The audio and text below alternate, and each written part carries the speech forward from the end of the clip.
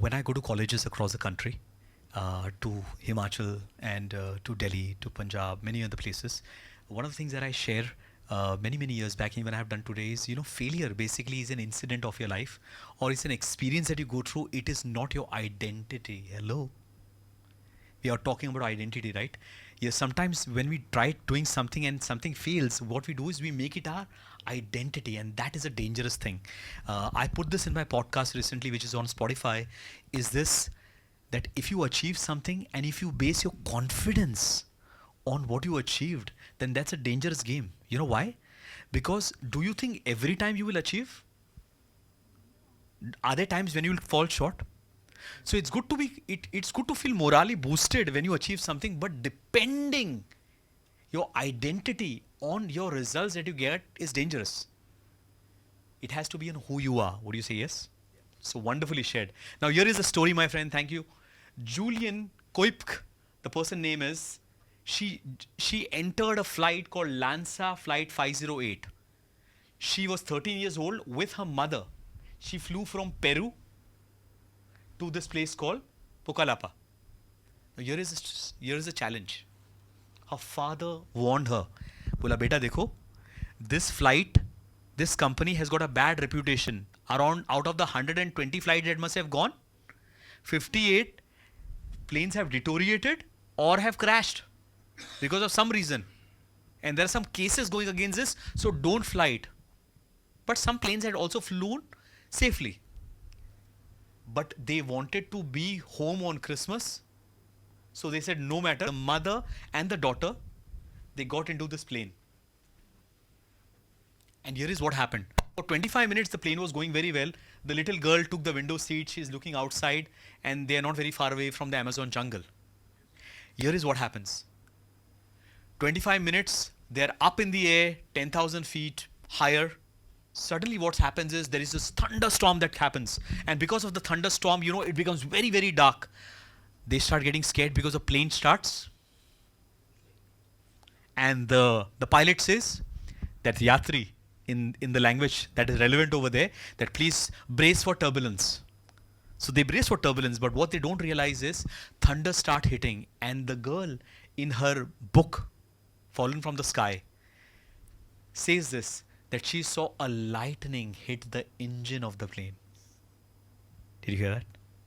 And the lightning hit that plane engine and the plane started tremulating. Her mother saw that lightning, and this is the last word that she heard of her mother, because her mother passed away. That moment, her mother said, "It's all over."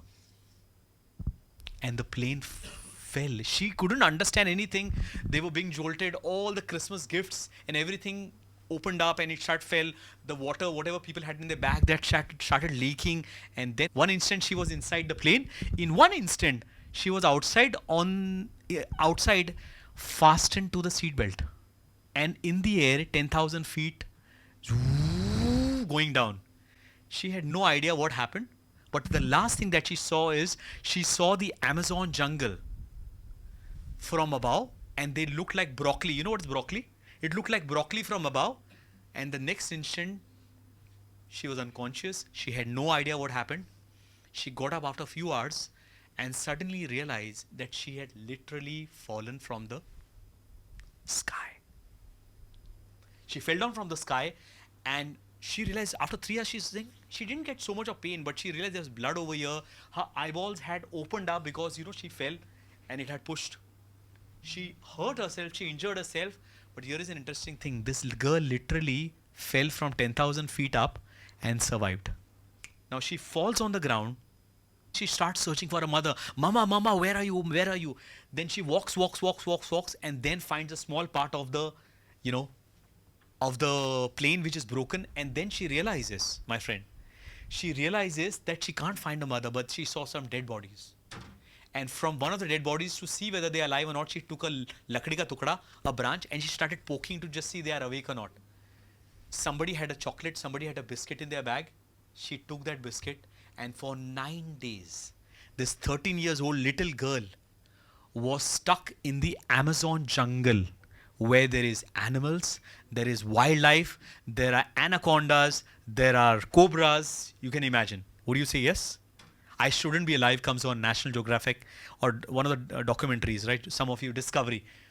And for 9 days, she somehow survived. She said most of the 9 days she didn't eat much, but she survived on the water which was available in the plane. Jo bhi bacha tha, she drank and drank from it. My question is, how do you think she survived for 9 days? Can anybody tell me why? What do you think? Interesting. She wanted to live. Anything else? That means she picturized herself with an identity which says, I am alive. I am not dead. Anything else? What could be the reason? She must not have thought so much of things. Interesting. Especially because she's a 13-year-old. Not too many baggages in the mind. Any other reason? The will to survive. Here is the answer. Can we read it together? 1, 2, 3, please. So here is a backstory. The father and the mother were very, very famous zoologists. That basically means they lived in the Amazon jungle, and if you see, there is a house over here. This is their house which they had made in one of the Amazon jungle very far away, where they would wanted to stay near nature, and they taught their daughter to survive. And what a good thing they did. And here is a powerful thing. The father and mother always told their daughter, a lot of people in the world, in the corporate jungle, are afraid of the jungle because they feel it is very dangerous. I want to tell you as a zoologist, it is not that dangerous. And that identity in our mind, that it is not that dangerous, that I can survive, that I'm a survivor, I'm a daughter of a zoologist, that's an identity that she had created. And as a result of that, she was able to survive because she knew it is not that dangerous. I am a survivor, I'm the daughter of a zoologist, this is my friend. Nature is my friend. Are you understanding? जाने अनजाने में our mothers, fathers, parents, schools, the world around us, they teach us certain things, yes or no? Fear of the unknown, fear of the jungle, fear of this, fear of that, and that becomes an identity. But if we teach our daughters and sons and our colleagues and team members that it is not that scary, that it is achievable, that it is doable, that becomes their identity. Would you say yes? And my friend, this girl survived. A movie was written on this girl's life. This is actually the picture after she was rescued and the father came and she's in the hospital after those 9 days. Here is the last part of the story. You know how she survived? Her father had told her, listen, beta, if you ever get lost in the jungle, just try and find a stream or river. And just follow that stream because it will lead to a bigger stream and there will be some huts. And she, after 9 days, she found one hut which was empty. She sat in that hut and went to sleep, all blood over here. Some villagers came and saw her. They thought she's a ghost. They touched her, they felt her, and then they fed her and they were very kind. They went to one of the missionary societies which was in the other village.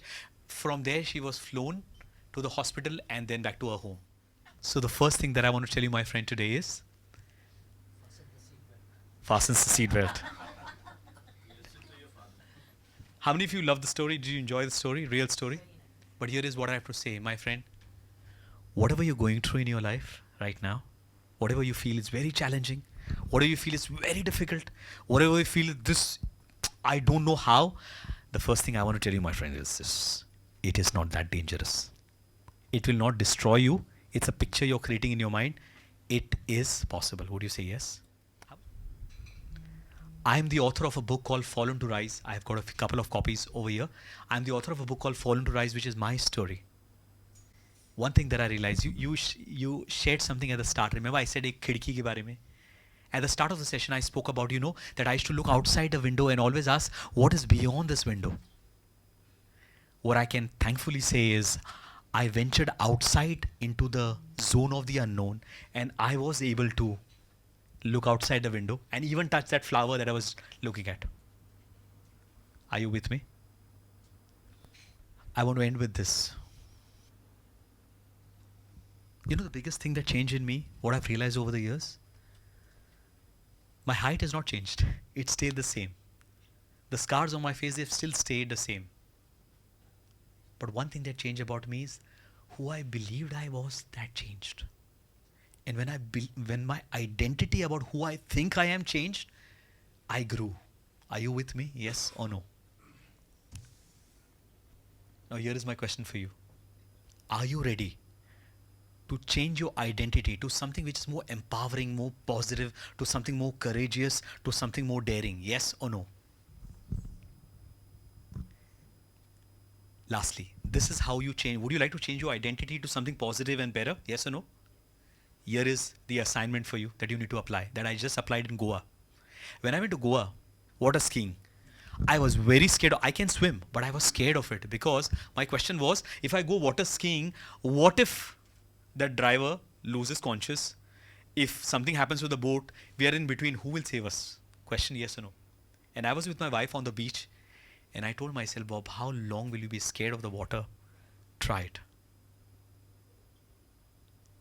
One of the biggest way you can change your identity from being scared to being daring and courageous is to expand your identity and do something audacious that you have never done before. And for me, one of that was daring. Was I went into that water skiing thing. I went inside, and what happened is, as we started going deeper and deeper and deeper, what one of the thoughts that came to my mind was, yaar, should I just tell him ki take the turn and let's go? What if we die? But I told myself, Bob, how long will you be scared? Can you just try? And I went, and I even have pictures. When I went through all the water, when I came back, I told myself this, Bob, you're not dead. You just felt that you would die, but you're alive. And this is what I want to tell everybody before I end, is, my friend, dare to rise beyond and do something you've never done before. Thank you so much. My name is Bobby Dsouza. Bye.